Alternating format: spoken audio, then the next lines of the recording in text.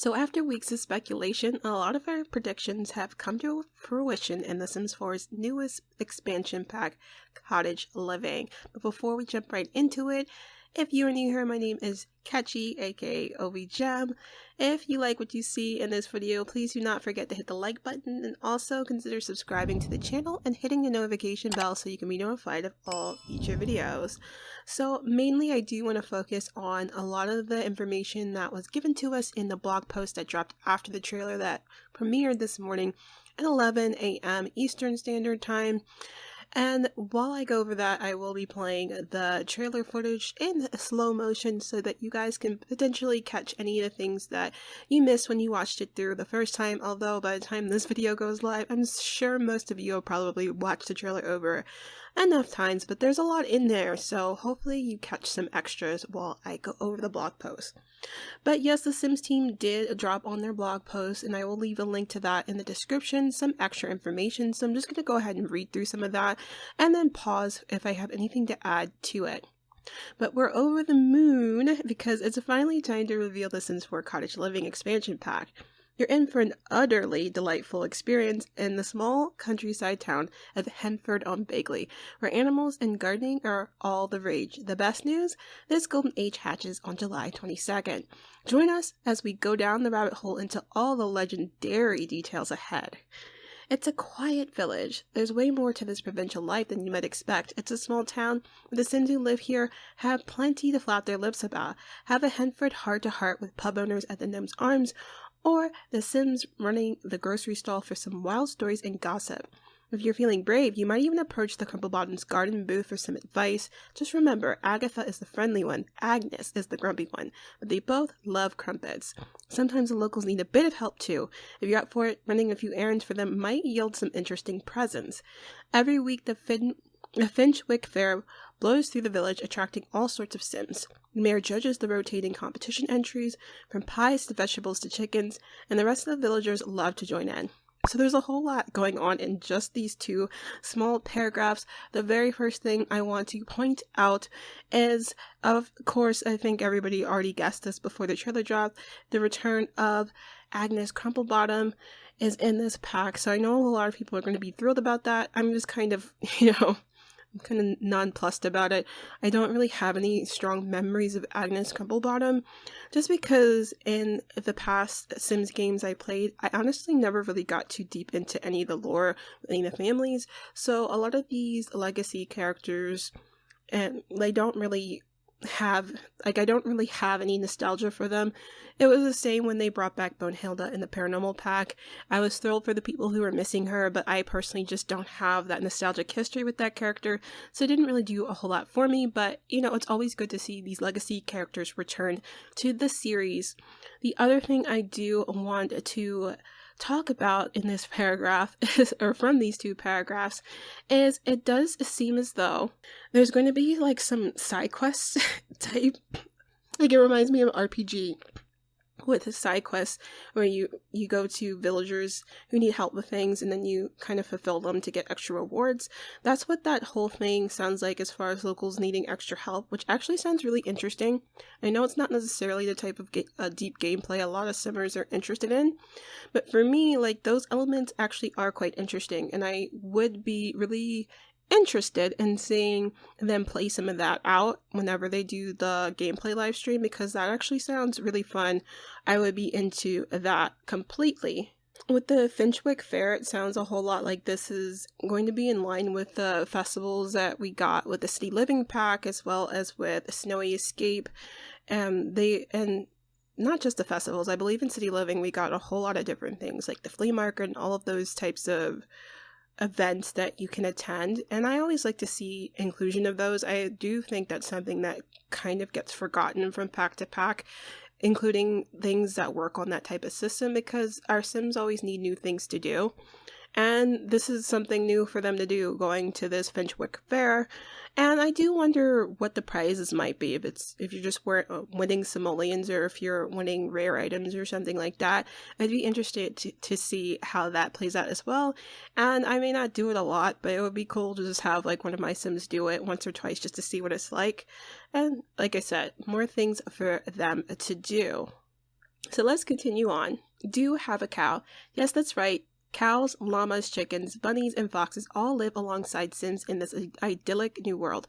Oh, and that actually reminds me, that was something I wanted to mention from the previous paragraph that I kind of skipped over. But they did mention that this is going to be a small town, so that's one point of concern I have, that this world's going to feel and be very small. I understand that the devs have essentially all but said that they're not going to be developing any large worlds anywhere close to the size of Windenburg going forward, which is so disappointing because that's a common and recurrent complaint of mine, that worlds that we get feel rather small and empty, and your Sims rarely ever have a whole lot of direct neighbors. They're typically surrounded by set dressing houses, if any, and I'm not a huge fan of that. They might be able to get away with it in this pack since the focus is on cottage countryside living, so it would make sense that you probably wouldn't have too many close by neighbors. But then at the same time, they said that this town's pretty close knit, so I don't know, it's a bit, I don't know what to think about that. I guess that's another thing. We're gonna have to wait for the gameplay live stream to see what the world looks like and just how big or small it looks or feels, because that's just something I feel like every single time we get a new world, all the lots are filled up and there's nowhere to grow. Just look to Mount Komorebi. I feel like I constantly have to evict people and demolish buildings just to make the world feel a bit bigger than it is. It's just too small. But that aside, let's continue. Befriend wild rabbits, foxes, and birds for gifts and help in your garden, or focus your love and attention on the friends in the animal sheds and chicken coops at home. Or both. The more animals, the better. Sims with the animal enthusiast trait especially love taking care of critters. Your relationship with each animal impacts how they respond to you, and treats can help you gain their favor. Different animal treats and moods even produce different results. Change the flavor of your cow's milk, the color of your llama's wool, or even the appearance of your chickens with specific goodies. You'll need to find some choco berries out in the wild or add them to your grocery delivery order to get chocolate milk. So again, these two paragraphs are jammed full with a whole lot of information, and some of it I would like to elaborate with some information I recently got from Twitter. Sim Guru Romeo has been answering some questions regarding a new pack that people had specifically about the animals. So in these two paragraphs, they mention the animal sheds. So according to Sim Guru Romeo, you can have one cow per shed. So you can have multiple sheds on your lot, and then with each shed you get one cow. And I believe you can have up to 6 or 8 chickens. And the nice thing about the animals we have in this pack is they don't take up a household slot, which is ideal for me because I always thought it was a bit frustrating how cats and dogs take up a household slot despite the fact that we can't control them. I actually would prefer if cats and dogs didn't take up a household spot in the same way, these animals don't, because if you're not controlling them, it doesn't make sense that they take up a household slot because you can't control them. And if they ever did want to make an update to the cats and dogs pack, it would be for them to do that, to make them not take up a household spot. That way you can have as many cats and dogs as you want in your house without having to sacrifice the amount of children you can have, or roommates, or whatever your family makeup is in your house, which is something you do have to kind of give up if you have a whole lot of pets. But that is a different aside. The other thing we find out in these two paragraphs is that we're going to be getting a new trait, the animal enthusiast trait. And the nice thing about this is it doesn't really sound like this one's going to be a tutorial. So at least I'm hoping, fingers crossed, it actually sounds like it has utility pass, showing you how to navigate this new world. And if they've been paying attention to what Simmers have been saying about traits, how they seem, like tutorials and not really fleshed out aspirations or traits really that most people would want to have on their Sims, perhaps they've taken that criticism into consideration and have made this trait less tutorial-like. We'll have to see.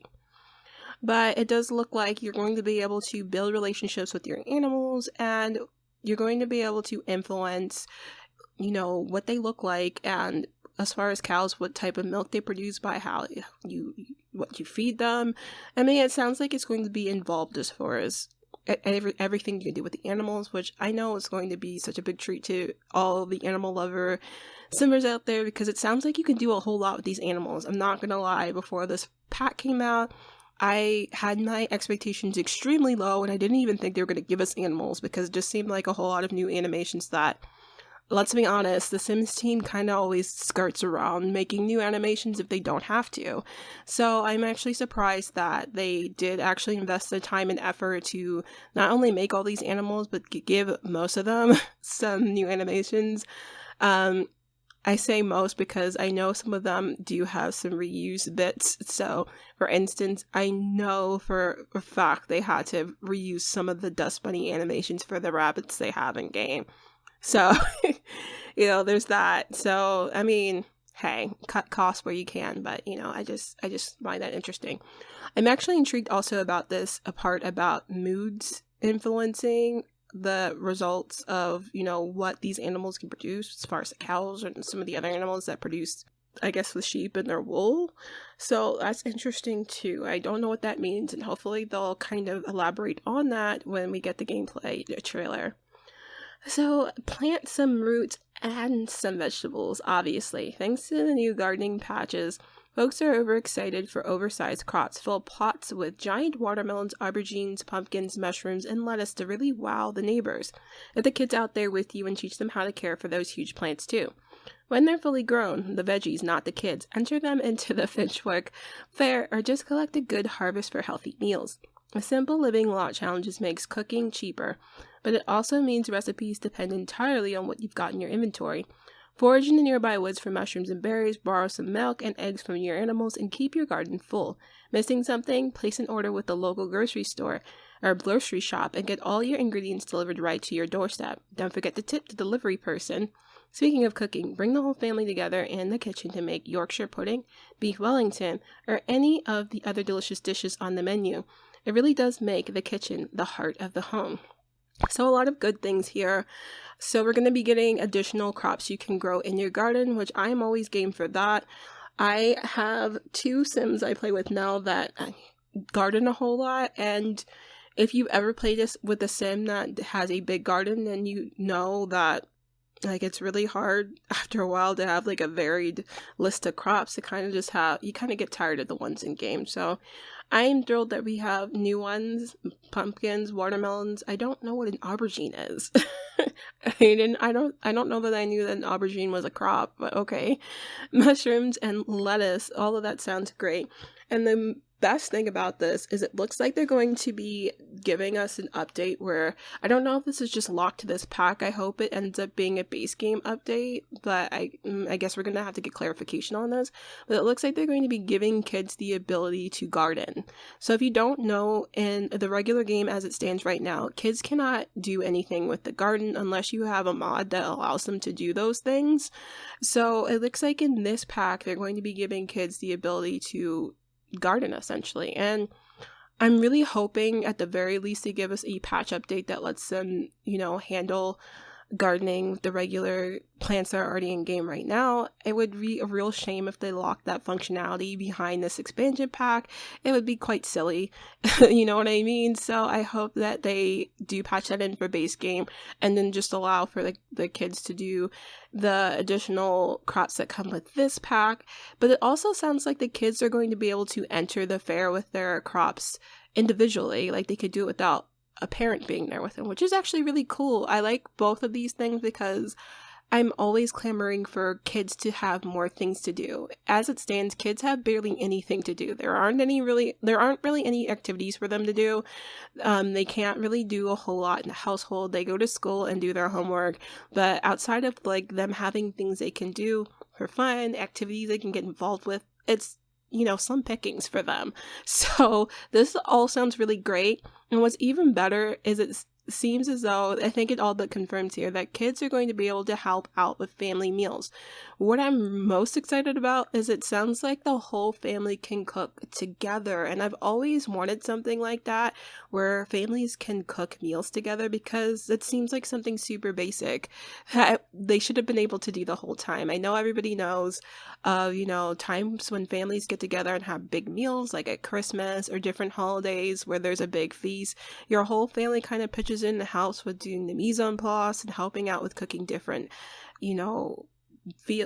different dishes. Like that's something very basic that if this gives that to us, I'm really, really grateful for it. And then of course, lastly, groceries. So if you play on PC and have access to mods, and you've probably heard of the Seriously Cool Cooking Overhaul.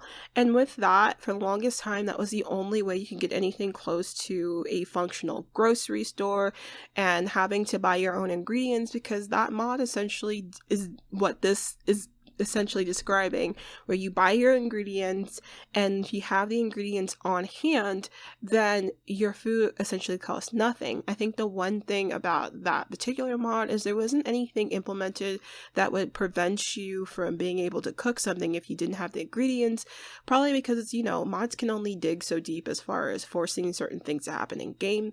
So whatever mechanism forces you to have to use ingredients or not be able to cook it is probably something you could mod out because it's hard-coded.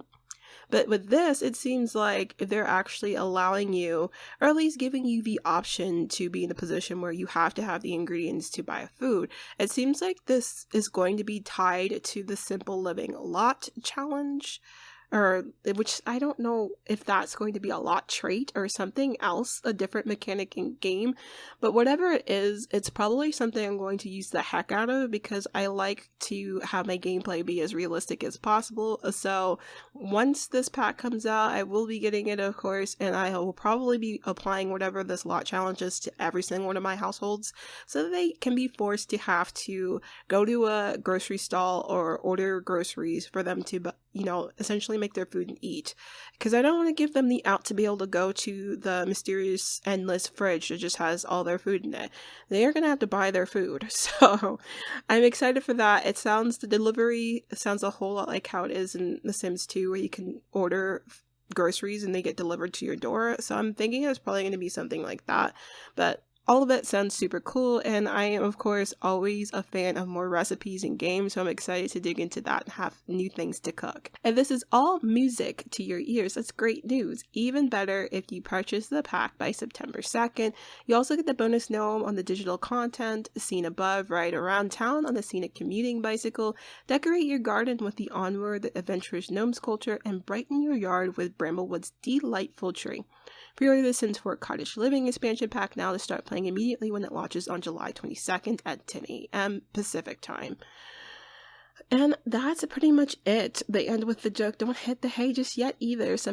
Summer of Sims has a few more rabbits to pull out of its hat before Cottage Living arrives, so milk it for all it's worth. So that is it, you guys. It's coming out July 22nd, but it's available to pre-order today. And they said you have till September 2nd to pre-order to get those additional goodies, the bike, the gnome sculpture, and the tree with the lights.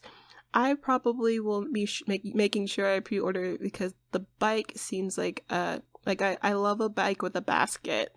I'm a sucker for a bike with a basket. So I'd want it for that by itself. I know Summer Erin mentioned that she thinks the September 2nd might be a typo, but I don't think that it is. I think it's a bit weird, though, that it says to pre-order the pack by September, or purchase. Oh, it says purchase. So I don't know, maybe they have something planned for after that point, which is why they're giving you that long of a window to get these items. But that should give people plenty of time to get these extras, especially if you're the type of person who likes to wait till after release to see the reviews to see if it's worth it. So that is all pretty cool. But I'll say this. I've already left my thoughts on Twitter for the initial trailer when it dropped, and if you don't follow me on Twitter, go ahead and follow me there. I will typically live tweet when we have big announcements, live streams, and trailer reveals.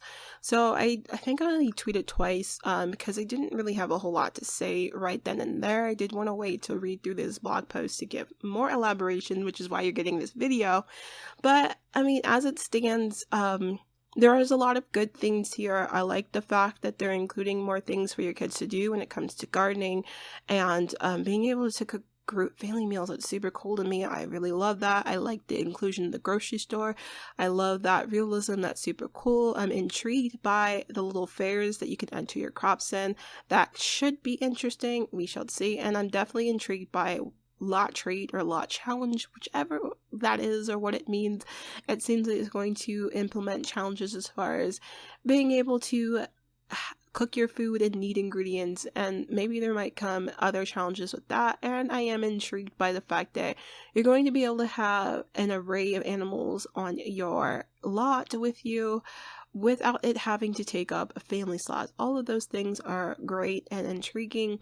I think the only thing that gave me pause is that they did leak that teaser the day before this trailer hit with all those game changers, freaking all the way out over this pack like it was the best thing since sliced bread. And even though I mentioned there's a lot here that I am looking forward to, and I will be getting this pack when it comes out, I just think that was a whole lot of overreaction. And I kind of suspected that this pack's going to come out and it's not going to be something that's going to make me lose my ever-living mind like a lot of them did in this trailer. But at the same time, I get the reason why. Like, I would imagine that they probably told them when they, picked those few game changers to review the trailer to say, hey, be as excited as you could possibly be because they're going to be using this as a teaser for the trailer. And so maybe that played into how much, enthusiasm they gave and how much of it might have been, extra. I'm not going to presume that they were giving fake enthusiasm. I'm sure there was a lot here that some of them were sincerely excited about. I'm just saying, for me personally, I didn't freak all the way out when I watched this trailer. And, I'm cautiously optimistic that there will be a lot here that'll be good, but I also am not going to allow EA to keep, peeing on my back and calling it rain. So, I won't be surprised if the pack comes out and there's a whole lot of depth missing here, because that's been recurrent. That's been something that's been a recurrent thing, most recently with Dream Home Decorator, which, as you can see, I put out 0 content for, because that just didn't light me up. And then when the reviews came out, it kind of deflated whatever little balloon I had for it already. So that is that on that. But definitely let me know in the comment section down below, what are your feelings about this new pack? What are you the most excited to explore when it releases?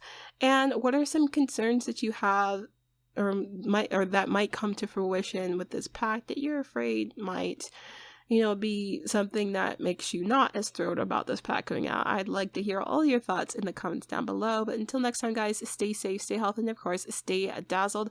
I will see you in the next one. Bye.